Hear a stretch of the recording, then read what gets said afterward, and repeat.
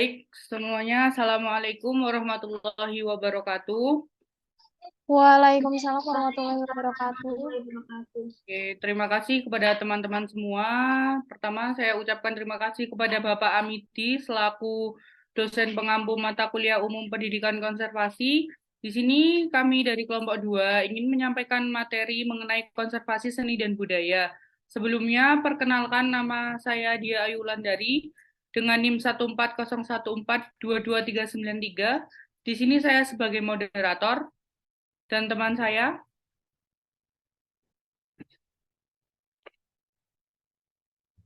Saya Salma Yuning Triana, nomor NIM 14014223881 dari PGSD.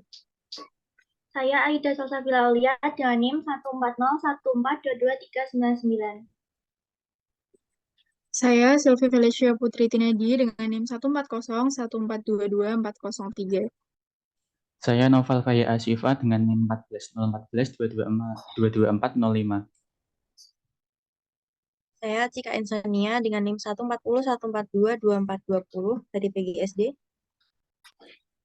Saya Bilvalisa Hasna dengan NIM 400142270.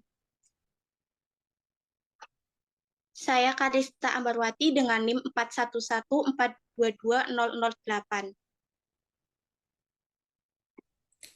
Saya Asika Duri dengan NIM 41142212 dari jurusan Matematika. Baik, itu tadi perkenalan dari kelompok kami. Kita masuk ke materi. Di sini kita akan membahas mengenai konservasi seni dan budaya. Perlu kita ketahui bersama bahwa adanya perkembangan globalisasi yang terjadi secara cepat dan perkembangan teknologi juga yang secara cepat tentu membawa banyak pengaruh bagi kebudayaan dan seni yang ada di negara kita. Nah, lantas kita dengan hal itu kita perlu mengadakan adanya namanya konservasi seni dan budaya. Tak hanya konservasi lingkungan saja, seni dan budaya juga perlu kita lestarikan. Lantas, apa sih sebenarnya pengertian seni dan budaya itu? Seni merupakan salah satu cara dari diri kita sendiri untuk mengekspresikan sesuatu yang mungkin tidak dapat kita ungkapkan dengan kata-kata. Seni bisa juga berupa musik, bisa juga diungkapkan dengan lukisan, bisa juga dengan tarian, atau sesuai dengan ciri khas masing-masing. Seni diartikan juga sebagai suatu kegiatan penciptaan benda atau perefleksian segala sesuatu yang menghubungkan, menggambarkan, dan memiliki nilai keindahan yang dapat menggerak jiwakan atau perasaan manusia lain. Jadi, seni di sini itu merupakan sesuatu hal yang kita ciptakan, yang nantinya dengan adanya seni itu kita bisa ibaratnya tuh membangun atau menggerakkan perasaan jiwa manusia lainnya. Misalkan ketika kita mengekspresikan kesedihan kita, nah kesedihan yang kita gambarkan ini bisa tertangkap oleh orang lain. Nah, itu salah satu pengertian dari seni. Selanjutnya akan dijelaskan oleh teman saya.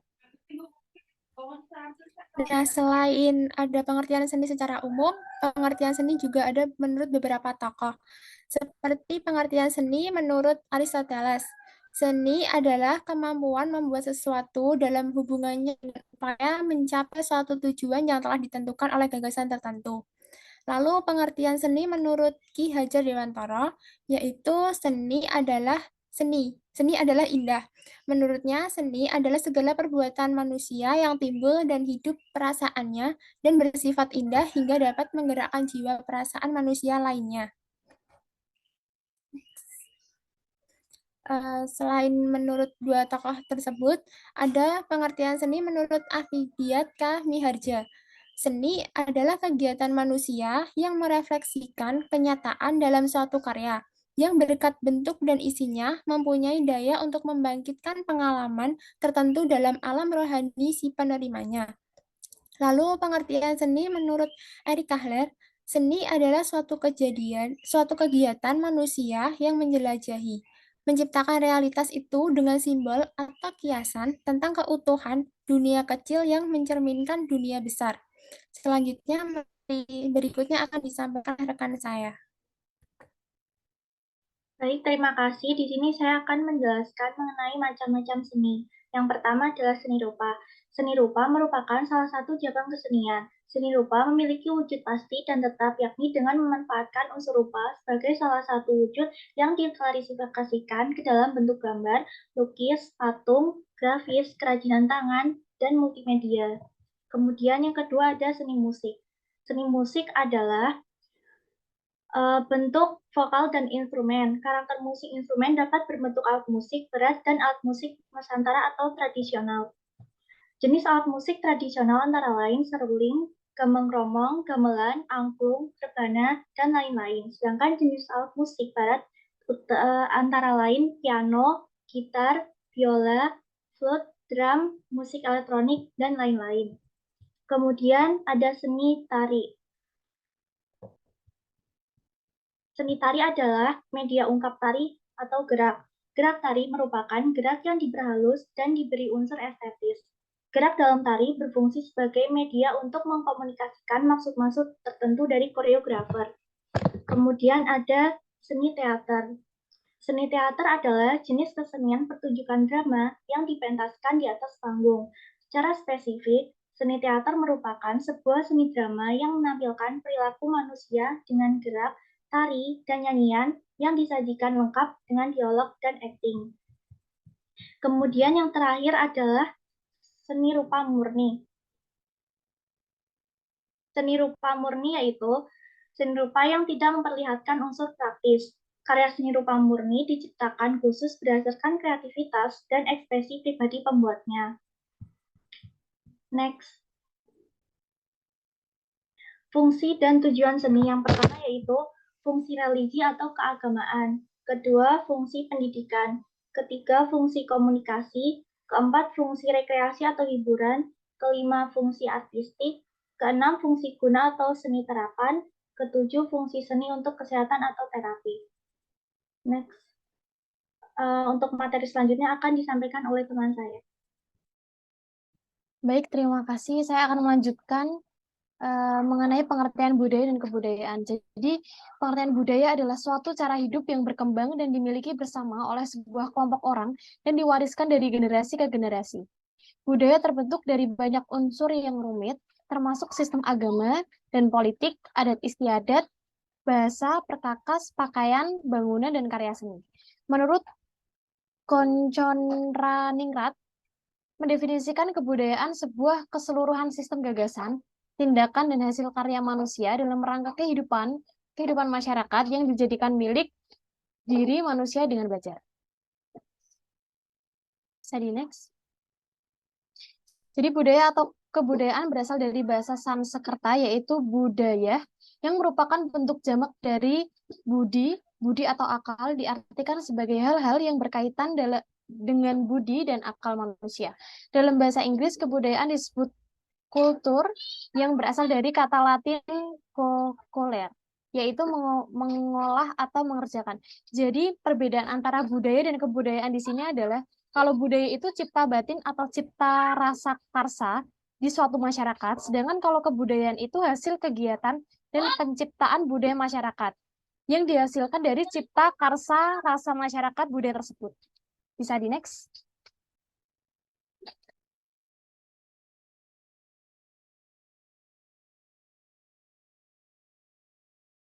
Selanjutnya ada ciri khas yang menggambarkan kebudayaan. Di sini ada beberapa teman-teman. Yang pertama ada rumah adat, alat musik, seni tari, kriya ragam hias, properti kesenian, dan yang lainnya. Nah, di sini saya akan menjelaskan salah satu ciri khas yang menggambarkan kebudayaan, yaitu ada rumah adat. Jadi, mengapa rumah adat ini merupakan suatu ciri khas yang menggambarkan kebudayaan? Jadi, rumah adat itu dibangun dengan cara yang sama, dari generasi ke generasi tanpa mengalami perubahan. Dan rumah adat ini merupakan cerminan budaya yang terbentuk dari tradisi dalam masyarakat, seperti adaptasi atau cara hidup. Dan contoh rumah adat yang menggambarkan kebudayaan itu seperti rumah gadang di Sumatera Barat dan rumah joglo di Jawa Tengah. Next. Baik, materi selanjutnya akan dijelaskan oleh rekan saya. Baik, yang selanjutnya yaitu ada konservasi dalam seni dan budaya. Bisa di next. Konservasi seni budaya merupakan suatu usaha yang dilakukan guna memperlambat atau mencegah kematian suatu seni atau budaya tertentu. Next. Selanjutnya yaitu ada beberapa upaya konservasi terhadap seni dan kebudayaan. Yang pertama yaitu ada pusat seni dan budaya atau taman budaya sebagai bentuk menanamkan rasa cinta tanah air yang diwujudkan dalam estetika visual. Yang selanjutnya yaitu ada menampilkan kegiatan-kegiatan tradisional sebagai wadah masyarakat guna mengembangkan dan mengapresiasi seni dan budaya. Yang selanjutnya yaitu dilakukannya edukasi yang kemudian diimbangi dengan revitalisasi kebudayaan.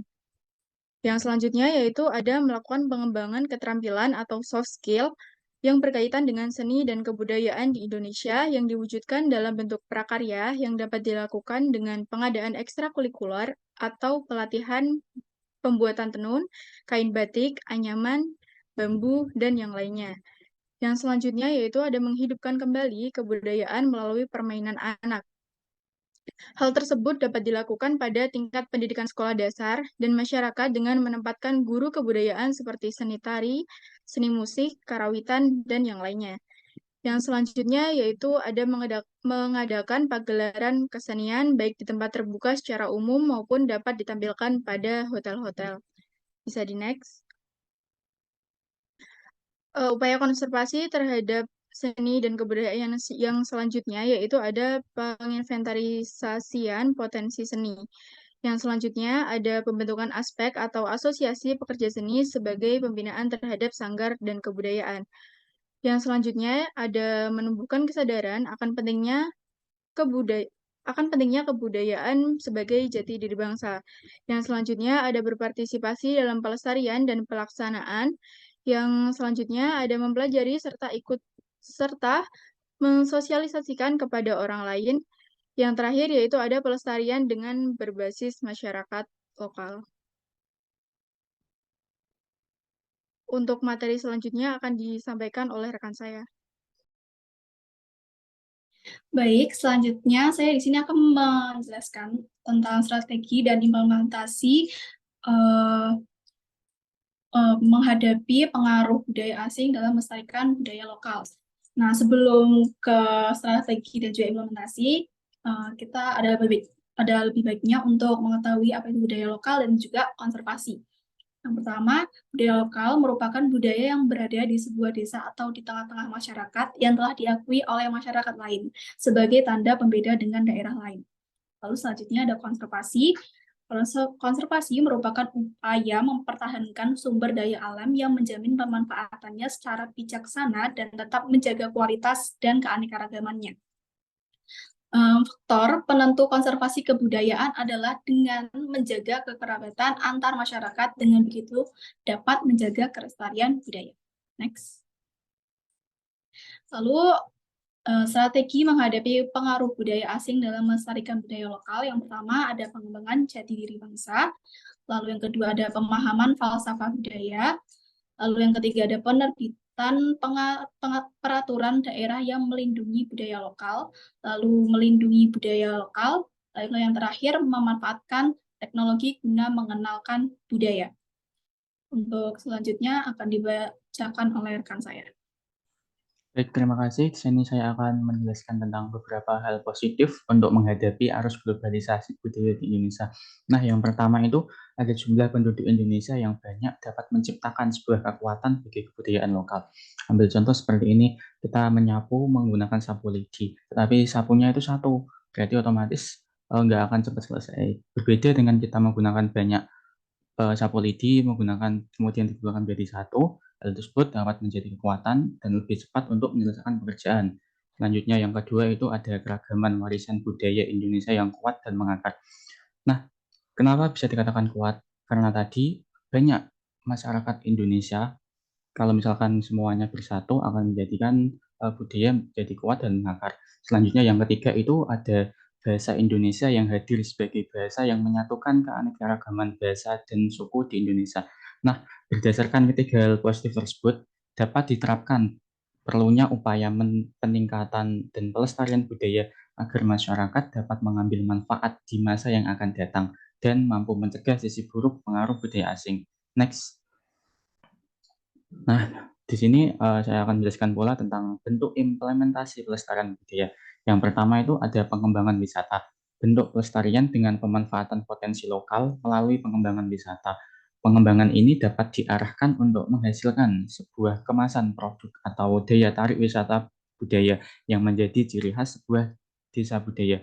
Untuk yang kedua, memperkenalkan kembali budaya pada dunia pendidikan. Pengenalan kebudayaan kepada siswa yang dapat dilakukan dengan mengadakan kegiatan ekstrakurikuler guna memperkenalkan beragam budaya yang dimiliki, serta sebagai bentuk penanaman upaya pelestarian terhadap kebudayaan yang dimiliki. Mengadakan kegiatan minggu bahasa, pagelaran seni tari, dan penggunaan baju adat. Next. Untuk materi selanjutnya akan dibawa oleh rekan saya. Baik, terima kasih. Bentuk implementasi yang ketiga yaitu ada pemberdayaan masyarakat adalah suatu upaya yang dilakukan untuk memfasilitasi dan memediasi agar terjadi sebuah perubahan dalam konteks sosial budaya masyarakat. Terkait pemberdayaan masyarakat dalam konteks kebudayaan tentu bertujuan untuk pelestarian kebudayaan daerah sebagai identitas masyarakat. Yang keempat yaitu ada kebijakan pemerintah. Pengimplementasian kebijakan-kebijakan pemerintah yang berkaitan dengan upaya pelestarian kebudayaan nasional, salah satu contoh adalah dengan melibatkan adanya penampilan kebudayaan pada event-event nasional maupun internasional. Next. Lalu selanjutnya yaitu ada upaya dalam mendukung dan menjaga kelestarian budaya lokal. Yang pertama yaitu ada culture experience, merupakan pelestarian budaya yang dilakukan dengan cara terjun langsung ke dalam sebuah pengalaman kultural. Contohnya, jika kebudayaan tersebut berbentuk tarian, maka masyarakat dianjurkan untuk belajar dan berlatih dalam menguasai tarian tersebut, dan dapat dipentaskan setiap tahun dalam acara-acara tertentu atau diadakannya festival-festival. Dengan demikian, kebudayaan lokal selalu dapat dijaga kelestariannya. Lalu yang kedua yaitu ada culture knowledge, merupakan pelestarian budaya yang dilakukan dengan cara membuat suatu pusat informasi mengenai kebudayaan yang dapat difungsionasionalisikan ke dalam banyak bentuk. Tujuannya adalah untuk edukasi ataupun untuk kepentingan pengembangan kebudayaan itu sendiri. Dengan demikian, para generasi muda dapat memperkaya pengetahuannya tentang kebudayaan sendiri. Baik, selanjutnya akan disampaikan oleh teman saya. Baik, terima kasih. Yang selanjutnya yaitu upaya dalam mendukung dan menjaga kelestarian budaya lokal. Yang pertama yaitu meningkatkan kualitas sumber daya manusia dalam memajukan budaya lokal. Lalu yang kedua yaitu mendorong masyarakat untuk memaksimalkan potensi budaya lokal beserta pemberdayaan dan pelestariannya. Yang ketiga yaitu berusaha menghidupkan kembali semangat toleransi, kekeluargaan, keramah tamahan, dan solidaritas yang tinggi. Lalu yang terakhir yaitu selalu mempertahankan budaya Indonesia agar tidak punah, dengan mengusahakan agar masyarakat mampu mengelola keanekaragaman budaya lokal.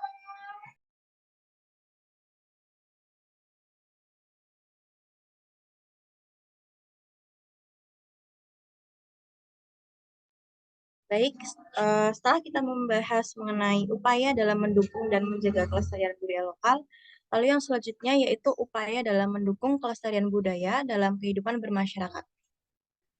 Upaya-upaya itu yang pertama yaitu belajar untuk mempelajari tentang kebudayaan yang ada di daerah tersebut. Bisa dilakukan dengan mengenal budayanya atau bisa juga mempraktikannya dalam kehidupan sehari-hari. Yang selanjutnya yaitu mencintai budaya kita sendiri tanpa harus menjelekkan dan merendahkan budaya lain. Yang ketiga yaitu menghilangkan perasaan gengsi ataupun malu dengan kebudayaan yang kita miliki.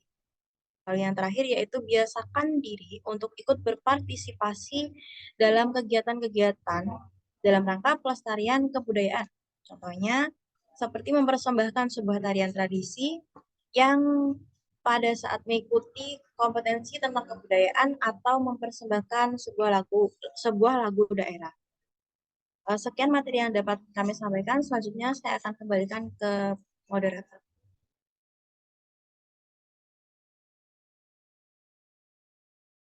Baik, terima kasih kepada teman-teman semua yang telah menyampaikan materinya mengenai konservasi seni dan budaya. Berikut terdapat beberapa referensi yang kami gunakan dalam penyusunan materi pada materi konservasi seni dan budaya. Salah satunya yaitu ada buku Melestarikan Kembali Budaya Lokal melalui kegiatan ekstrakurikuler untuk anak usia sekolah dasar. Maaf ya teman-teman, ini terjadi jurnal, yaitu kemudian ada dari pemberdayaan masyarakat melalui pengembangan desa wisata dan implikasi terhadap ketahanan sosial budaya wilayah atau studi di desa wisata Panglipur Bali. Ini juga kita berasal dari jurnal. Kemudian berikutnya ada jurnal yang ketiga yaitu strategi meningkatkan daya tahan budaya lokal dan dalam menghadapi arus globalisasi. Dan ada beberapa jurnal yang lain yaitu upaya melestarikan budaya Indonesia di era globalisasi, dan kemudian ada konservasi nilai dan warisan budaya Indonesia. Itu tadi beberapa referensi dari kelompok 2. Terima kasih kepada teman-teman semua yang telah memperhatikan dan menyimak materi kita. Apabila ada kurang dan lebihnya dari kelompok 2, saya sebagai moderator minta maaf. Dan untuk selanjutnya nanti sesi tanya jawab bisa teman-teman pertanyaannya bisa teman-teman ajukan di Elena. Nanti kita akan menjawab di Elena begitu. Sekian presentasi dari kelompok kami. Wassalamualaikum warahmatullahi wabarakatuh. Waalaikumsalam warahmatullahi wabarakatuh. Waalaikumsalam warahmatullahi wabarakatuh.